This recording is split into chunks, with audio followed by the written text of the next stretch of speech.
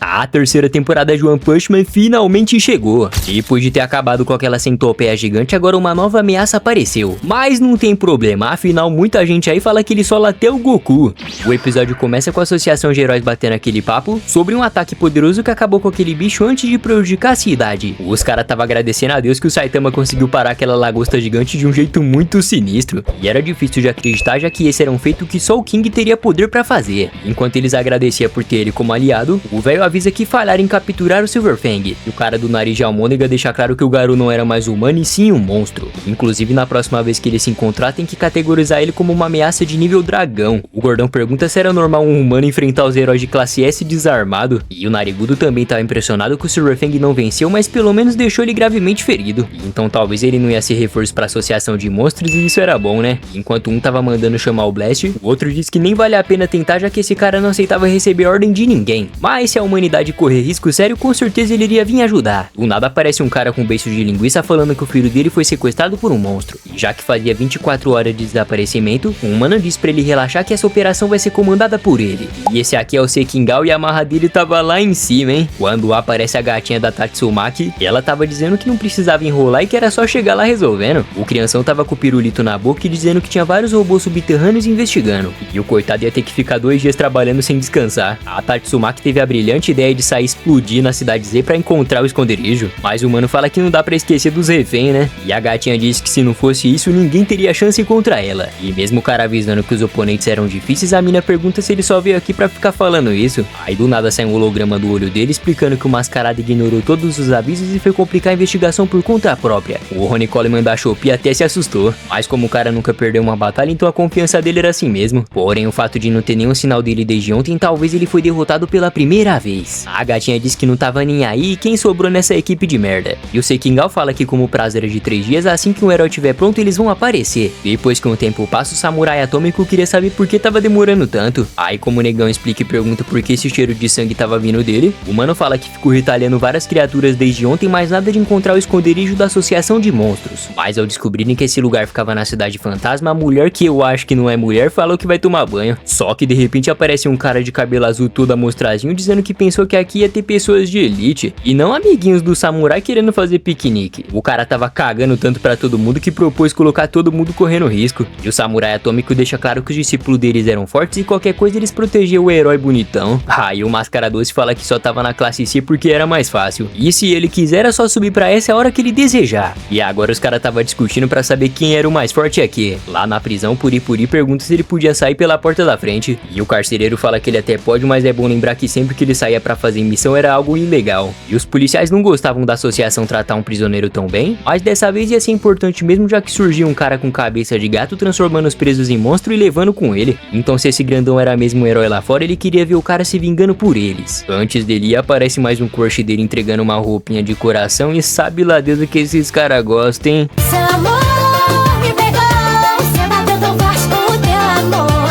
Voltando pro pirralho, ele tinha expulsado todo mundo da sala e tava dizendo com o Metal Knight parar de fingir que ele não tava aí. O cara se bobear já tinha achado o esconderijo fazia tempo, mas ele quis fazer tudo do jeito dele pra variar. Mas isso é porque se ele falar, existiria a possibilidade de todos morrerem aqui e não só o refém. Aí como o cara queria fazer uma escolha racional, o baixinho fala que era mais fácil ele se juntar à equipe. E agora a gente acabou de descobrir que o monstro Orochi precisou de um único golpe pra destruir a armadura dele. Então não era a associação de monstro que ele tinha medo, mas era só questão de entender que o mundo podia acabar em perigo se eles confiassem em qualquer um. As horas tava se passando, o velho com beiço de linguiça tava xingando a associação de inúteis. E até traje de desempenho pro combate o cara tinha arrumado pro esquadrão entrar em ação. E ele tava falando que se o filho dele for salvo, então todo mundo aqui iria viver em luxo por gerações. E o Zumbiman aparece dizendo que tem quase certeza que é nesse prédio pequeno. Quando corta a cena lá pra casa do Saitama, aparece uma mina de respeito falando que foi culpa da irmã dela que o grupo Devasca foi aniquilado. Então quando ela chama pelo Saitama, aparece o velho calvo atendendo a porta pra ela. Isso porque o careca tava super ocupado jogando pra variar. O Genos pergunta o que ela tava querendo e o Silver Fang ignora completamente pedindo uma pomada. Aí como os caras não paravam de falar de jogo, a Nevasca ficou até sem reação. Quando o Saitama perguntou por que ela tava aqui, ela avisa que era uma emergência e que o esquadrão tinha sido aniquilado. E que não tava na hora de ficar jogando enquanto tinha uma associação de monstros super perigosa lá fora. Aí o careca vai lá e diz que acabou de chegar pra descansar e que não precisava ficar gritando não. O Genos avisa que não foi só eles que enfrentaram inimigos difíceis e que eles acabaram de chegar do combate. E a mina respeitosa, até entendia o King estar aqui, mas o Silverfang aí já era demais. E o Coroa explicou que não tava conseguindo nem mexer a coluna direito. Pra ajudar, o velho calvo tava com o joelho todo lascado. E por um lado a Nevasca até entendia a fadiga de todo mundo, mas ela tava querendo entender porque o Saitama tava preocupado, mas não parecia. E ele disse que como tava tudo normal, então tá tudo de boa. Aí que ela surtou falando que só um louco acha que as coisas estão normais. O careca queria saber o motivo dela tá tão nervosa. E até o King teve que concordar com ela nessa. Quando a mina de respeito senta pra fazer uma reunião, ela pergunta se eles não viu o aviso da classe S. Mas como o Genos tava trocando soco, o transmissor dele derreteu e ele não viu nenhuma mensagem. E o do velho e o do King quebraram por causa daquelas ondas sinistras que saíram do soco do protagonista, né? A Nevasca disse que eles tinham que dar o próximo passo logo. Mas antes disso, o robôzão precisava de uns reparos, os velhinhos tinham que descansar, o King tinha um assunto pra resolver e a mina fala que então só tem ela e o Saitama. Enquanto ela dava um sermão falando várias coisas, o careca nem tava prestando atenção. E ela explica que o fato dos monstros fazerem uma aliança não é normal e que com toda certeza eles estavam correndo perigo. O Silverfang fala que se o garoto se unir a eles, aí todo mundo tava lascado pra valer. E o velho calvo diz que se eles tiver outro monstro gigante tipo aquela centopeia, a coisa ia ficar feia mesmo. O Saitama conta pro King que o caçador de heróis que ele tanto procurava caçou mais alguns heróis recentemente. Mas aí como ele nunca vinha atrás dele, só podia ser algum preconceito por ele ser careca. Agora sim o nosso carequinha ficou empolgado e já até vestiu o traje falando que ia dar uma voltinha.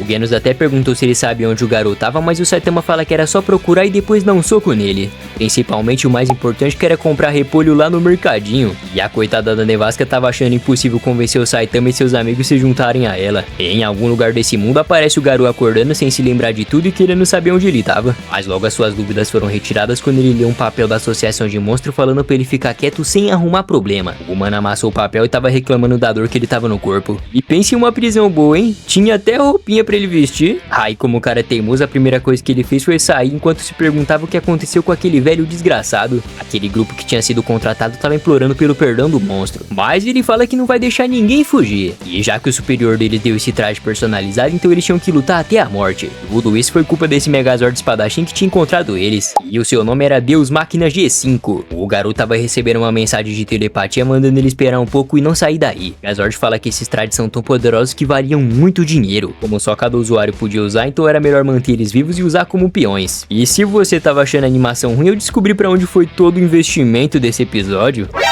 A Gasosa tava falando que ia treinar eles bem direitinho pra eles serem úteis de alguma forma. Aí bastou uma chicotada que geral começou a mudar e ela disse que os novatos tinham bastante potencial. Nessa que o Garou invade a sala todo posturado, o monstrengo fala que então ele acordou pelo visto. Aqueles bichos estavam gritando querendo saber se ele era um humano ou era um monstro. E o Marrento tava querendo entender o que é aquilo ali atrás. O motivo de terem trazido o Garou aqui é que a força demoníaca deles era muito imensa. Mas como tava faltando a organização de um líder, então eles queriam a ajuda dele pra ficar na liderança. O Sparma Negro disse que isso aqui era uma boa proposta, principalmente o jeito anti-herói e lobo solitário que ele tinha. Só que como aqui a coisa era séria, então o Lord Orochi queria uma condição, que era ele provar que era um monstro e trazer a cabeça de qualquer herói até amanhã. E ao ouvir que o Silverfang e seus amigos ainda estavam vivos, o cara ficou até sem acreditar. Agora apareceu um deus inseto e um estripador que eram de classe demônio, e a missão deles era seguir o Garou pra todo lugar que ele ia. Os vagabundos estavam caminhando perguntando onde estava o Sonic que eles tinham contratado. Foi só falar nele que o cara saiu do banheiro dizendo que odiava esse lugar, e que mesmo nunca querendo ter se aliado aos monstros, o que realmente importava era o seu novo poder pra acabar com a raça do Saitama.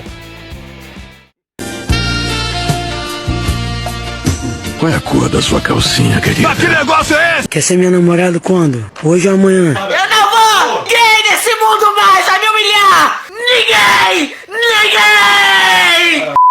É, meu parceiro, eu vou ter que admitir que a animação disso aqui tá uma bosta. Mas pelo menos o diretor de hentai tá fazendo a parte dele nas waifuzinhas. Agora, se você quiser ver o próximo episódio, não esquece de se inscrever no canal e ativar o sininho pra gente chegar em 100 mil inscritos, fechou? Valeu por assistir, tamo junto e até a próxima.